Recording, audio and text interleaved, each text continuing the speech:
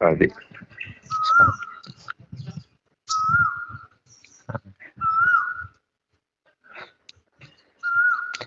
ఇప్పుడు ఆ కోయిల్ అరుస్తుంది, మనమేమో ఇంత అరుస్తున్నాం, ఇంత ఎండలు బాధపడుతున్నాం. మరి అది ఏ స్వాంతనతో అరుస్తుంది? అది కదా ధ్యానం అండి. ఇంత ఎండాకాలంలో అంతే. అదే జీవించేటువంటి ప్రకృతిలో మమైక్యమై ధ్యానం అంటే.